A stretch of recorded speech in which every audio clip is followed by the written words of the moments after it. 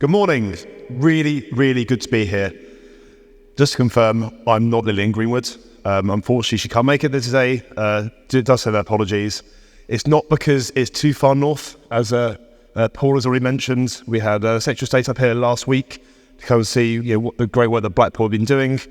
And yes, in an ideal time with better diaries and the fact we're not in during conference recess, so ministers are all back home, doing important constituency work as well, we would have had maybe next year. But yeah, just say a quick canter through a few things I'd like to go through. Matt Eglinton, the head of local highways policy at the DFT.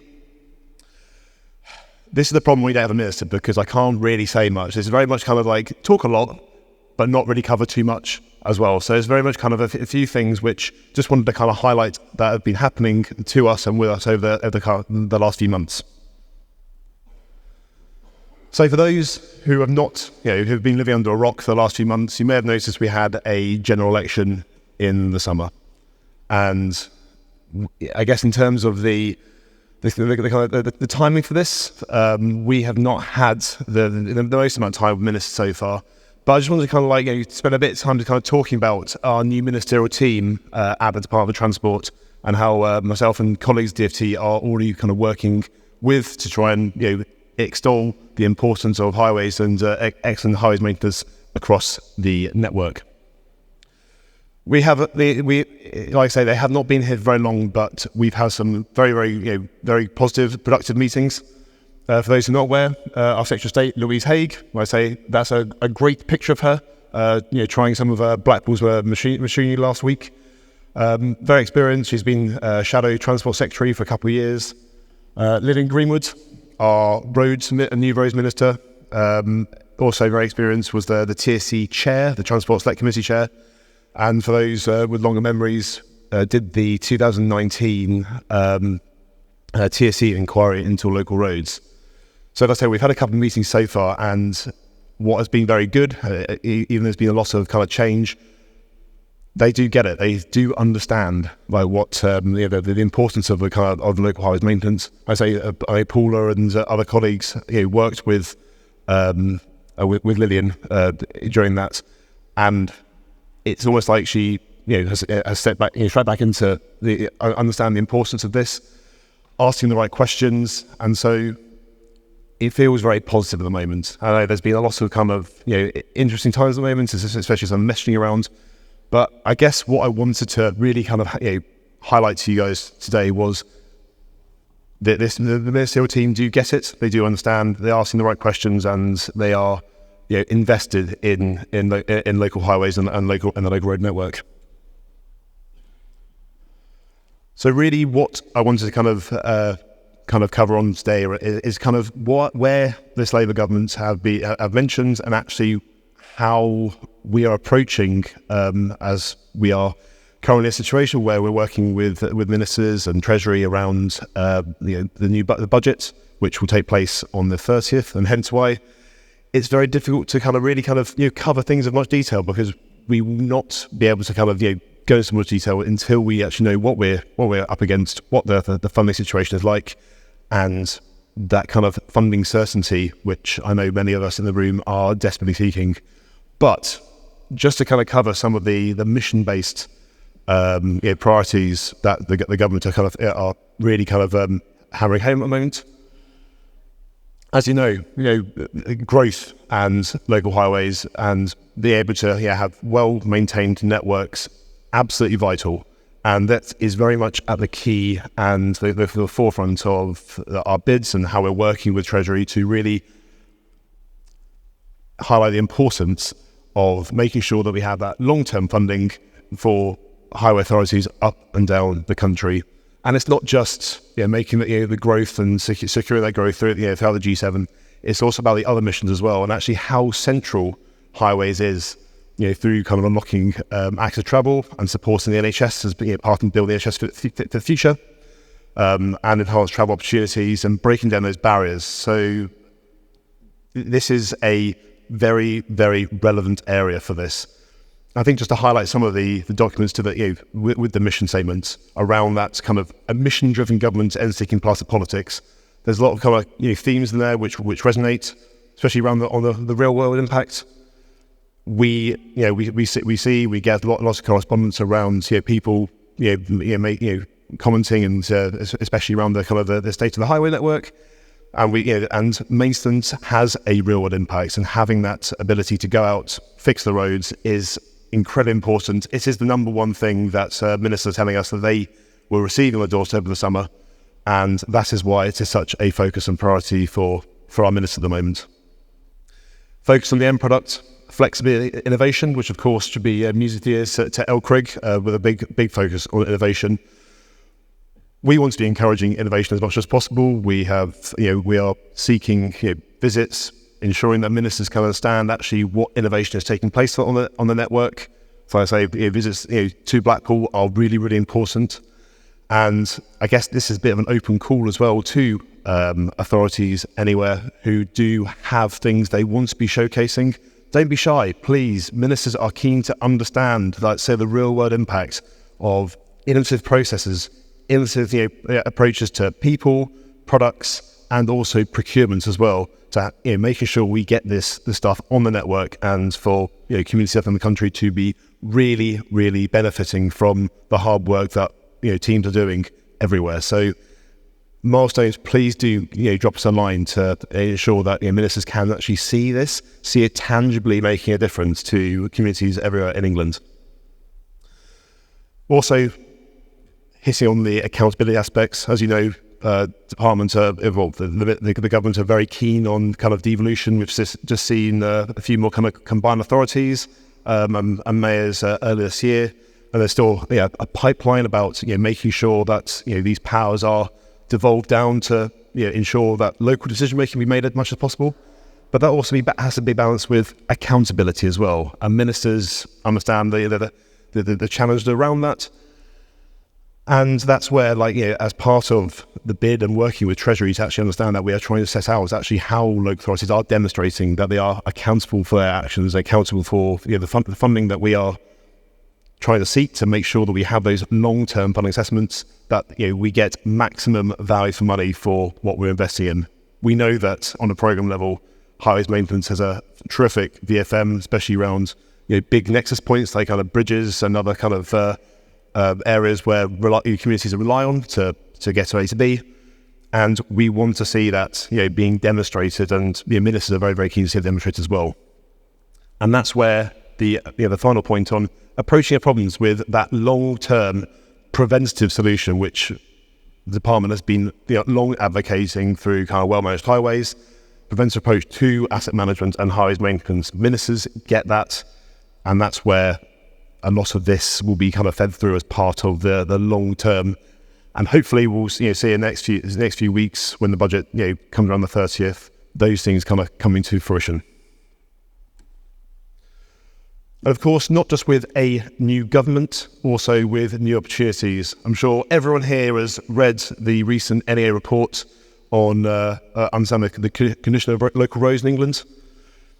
Tim, Roland Deverell, and myself and all the other colleagues have been working a lot with the NEA over the past year before the publication in July, and it's been really good having a independent, critical friend to kind of actually highlight where are the challenges here, where are the things that government, local authorities, and obviously specific departments can be doing to help improve, support, and develop the highway network in the years to come. And it's we are a small and perfectly formed team. We have fantastic support and help from our road stats colleagues, who you'll be hearing from very shortly, actually. But it's about understanding actually what we can do, how we can leverage, and this report really sets out a good springboard for some of these kind of challenges of which we come across. And just to boil down the report, just to help save those kind of reading, the three kind of main recommendations for the NEO, and how we're looking at pitching this to ministers, so in terms of strategy documents, other kind of documents, and meetings we're having with ministers at the moment, can be broken down to three things. One is understanding the condition of local roads, and about the DFT kind of reviewing the reporting requirements. I think this is always the bit around where the difference between local and strategic roads and the KPIs, the reporting requirements that National Highways do. Fantastic body to work with, do a lot of work with them, but National Highways are there to deliver on the strategic network, whereas local highway authorities have a slew of other responsibilities that local councillors and heads of service have to make very, very challenging decisions every day. And so I think there's a bit of an answer around this about engaging with LCRIG and other bodies about what other data that sets can we be kind of taken to understand, get a richer picture. We do get the burden on local authorities, how much, especially when departments are chasing around for information around things and making sure we get the right people and so on and so forth, and detracting from the day job. But this is so important for really highlighting, targeting, and be able to have that richer picture, so we can say, look, intervention is needed here, the VFM will be this. Let's work together to try and get this money out, spades on the ground, and stuff delivered. On the funding bit, when I say a lot of these messages are being taken, and the NEO report has been very, very useful. It's formed a big part of our evidence base when going to bat against Treasury. Again, Treasury have got a challenging time on their hands. There was an article earlier this week about asking departments to make some challenging decisions with each department budget, but we are ensuring that we are making the advice and making a good sort of evidence base for why that investment into our local highway networks should continue unabated. I know there's still a lot. People do come ask us quite a lot about, so what's happening with Network North? And I think I just wanted to kind of say at the moment, I can't say too much on this at the moment. It's very much, that was a hallmark of a previous government. A new government has come in who will understand we need to go through, run the budgets, and be working with other departments as well. But we have the evidence base. We work with people such as yourselves, using bodies such as LCRIG, ADEPT, and the UKRLG as well, to make sure we have that evidence base to drive that message home to both our ministers and Treasury. And then finally, on support and guidance for local authorities, we know that well-managed highways is a few years old by now, and there's other aspects which need to be considered, incorporated, and disseminated. So we have the right approach. We have the information, have the tools that you need, along with the funding as well, to carry out effective preventive maintenance and improvements to the network. We are looking at this again. Can't say too much more, but I'm very, very hopeful that in the coming weeks and months, once we speak to ministers and get some of those decisions that are long awaited, we can say a bit more on this. You'll be hearing from Tim later on about some of the adaptation aspects and some of the other kind of greater challenges around what is facing with our highway network at the moment, and also with the obviously historic backlog. So having that guidance is important, and we'll be working very much on that in the coming months. So please do watch this space. So finally, just thinking about what's next, our big milestone very much is the budget on the 1st of October. That is, that will help set. We have been over the last few weeks working very closely with our finance team and with Treasury about these things. And again, it gets a bit kind of jostling, but we are very much looking forward to that, and hopefully we can provide a bit more and make sure messages disseminated through groups and yourselves directly.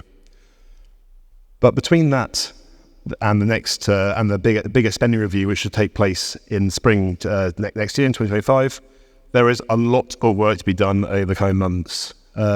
Treasury, colleagues in Treasury are very interested in this. They want to see is what we're doing, the status quo, what the right thing, or how should we as government, as the department, looking to work more closely and more effectively to help the highway network. So there are plenty of opportunities to feed in to us at the DFT around this. Use LCRIG networks, use the regional groups that Paul mentioned earlier, other stakeholder sessions. Do invite us out.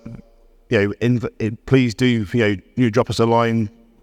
we'll try and schedule in visits over the course of the months to kind of work with diaries to kind of see how this actually has a real life positive impact on people and communities in the country.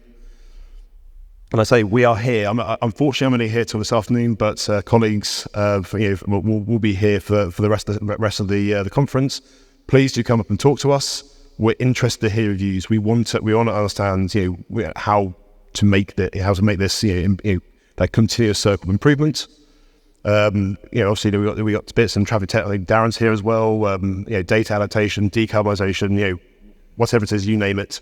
Please do come up and have a chat with us about this, and hopefully we can keep that in mind for more messaging as things start to crystallise.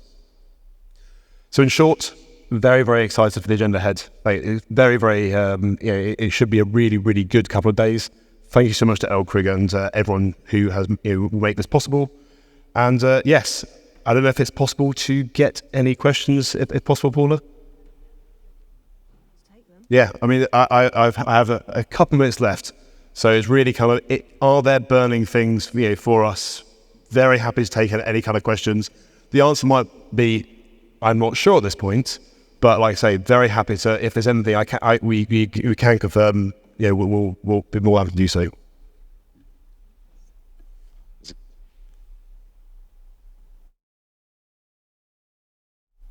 Thanks, Matt. It's Dominic Brown from Highways Magazine. You mentioned accountability.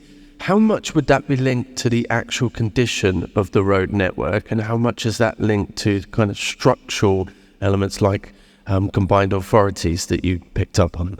Thank you. Hi, Dom. Always really good to see you, and good to see you last week as well. I get all these things. Again, this is very much will be a decision for ministers.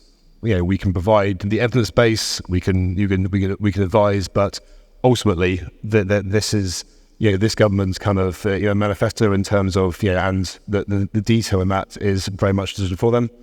And like I say, for us to have that best possible evidence base it's the balance between usefulness of data, the burdens and the ease of getting that, and actually how that can be used to be turned into something which has a meaningful kind of endpoint. What does that data actually mean? What can we glean from taking that that information from you and turn it into something which we can then make interesting, good reasoned decisions with. So that is very much still open, Dom. We'll be working with it, as I say. We've got new kind of data standard coming in. There's obviously that ability for local authorities to be using a wider range of different innovative solutions to try and understand the condition of that network. And it's also just understanding what else is there. What else could you be telling us that would not add to the burden, but would give us that information and that certainty that we need to carry on investing in more targeted interventions to ensure that the health and integrity of the network remains, so that all road users, from drivers to cyclists, can go about their journey unimpeded.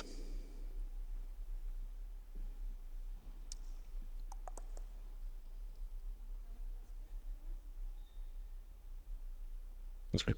Thanks so much, and have a really, really good conference. Thank you, guys.